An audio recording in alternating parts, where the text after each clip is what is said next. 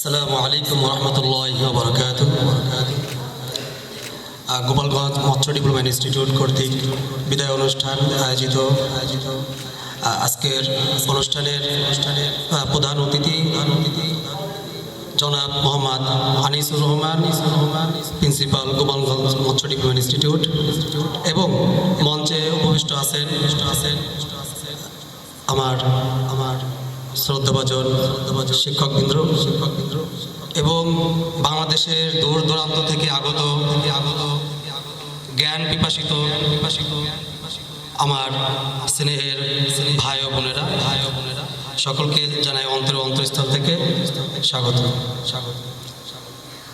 আসলে সময় স্বল্পতার কারণে বক্তব্য শর্ট করার কথা বলা হয়েছে।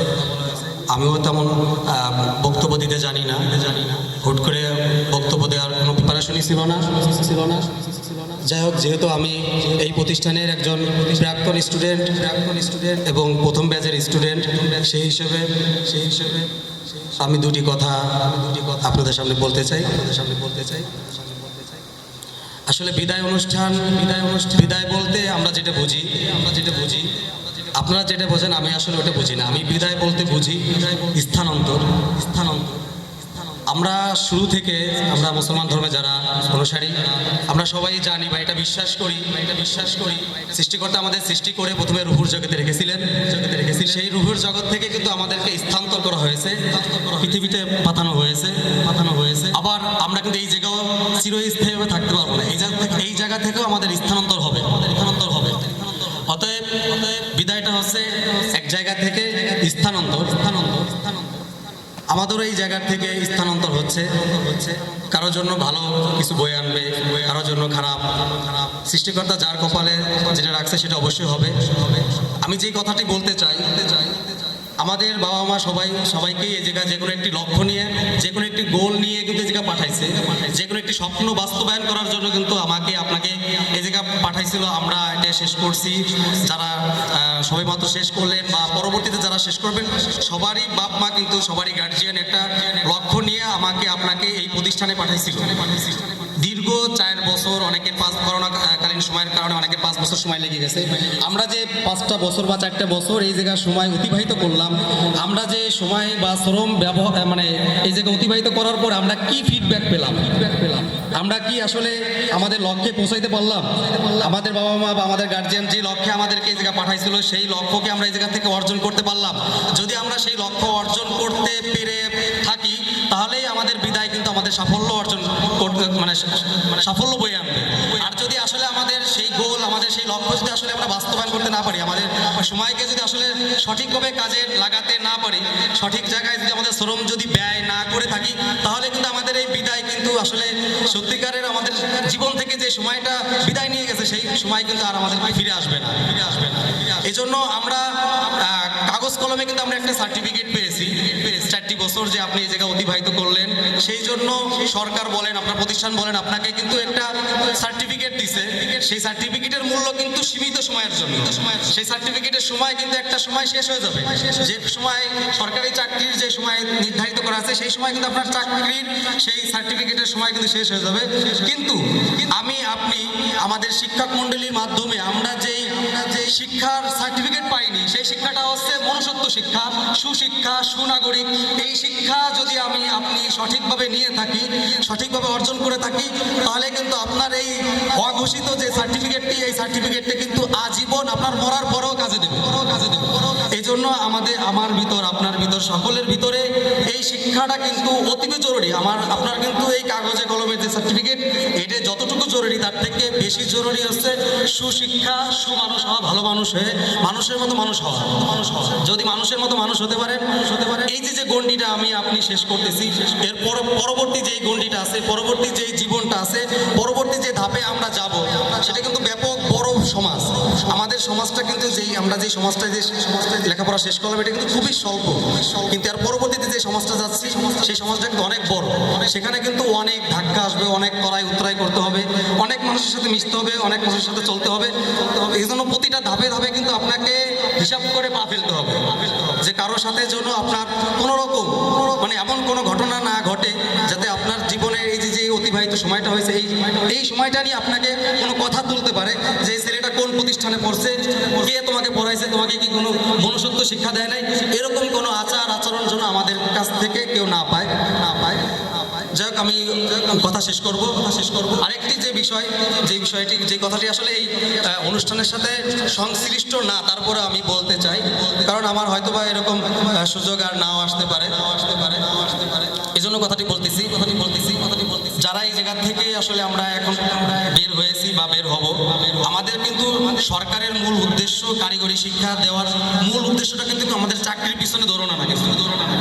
আমাদের এই কারিগরি শিক্ষার মূল উদ্দেশ্য হচ্ছে আমরা যারা এই শিক্ষাটা অর্জন করব, তারা হাতে কলমে আমরা এই শিক্ষাটাকে মাঠে বাস্তবায়ন করব, নিজে উদ্যোগী হব, নিজে কিছু তৈরি করে দেখাবো, নিজের যোগ্যতা, এই যে আমি মেধাটা কাজে লাগাইছি, আমার যে শিক্ষাটা অর্জন করছি, এই শিক্ষা দিয়ে আমি রাষ্ট্রকে, দেশকে, জনগণকে কিছু সার্ভিস দিব, যে সার্ভিসটি অন্য কেউ দিতে পারতেছে না। আপনার মেধা খাটিয়ে সেরকম একটা সার্ভিস জনগণকে আপনাকে দিতে হবে।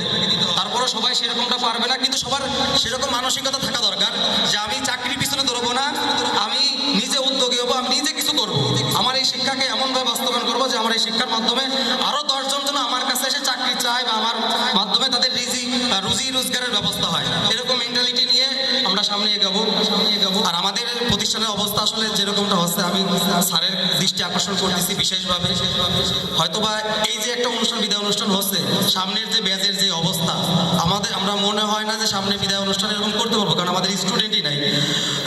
উপরে যখন আপনাদের মিটিং হয়, ডিজি স্যারের সাথে যখন মিটিং হয়, এই বিষয়টা নিয়ে অনেক বেশি জোরদার দিতে পারে। এই বিষয়টি যখন আপনি জোরদার দিতে যাবেন, তখনই কিন্তু আমাদের চাকরির যে বিষয়টি আসলে এই বিষয়টা চলে আসবে, উচ্চশিক্ষার যে বিষয়টি আছে এই বিষয়টিও চলে আসবে।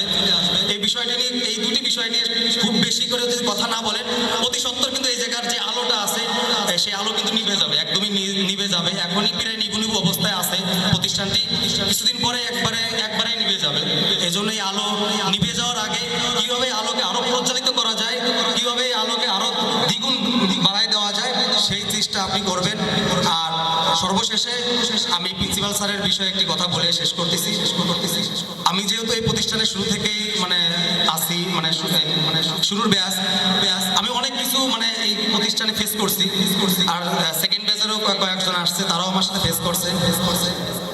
সত্যি একটা কথা বলতেছি, আগের প্রিন্সিপাল স্যাররা আসলে এই কথাটা কিন্তু এখনই প্রসঙ্গিক, কেউ মাইন্ড নিয়ে না, কিন্তু আমি আসলে বলতে বাধ্য হচ্ছি। আমি আসলে অপরাধ করছি, সেই অপরাধ বোধ থেকে আমি কথাটা বলতেছি।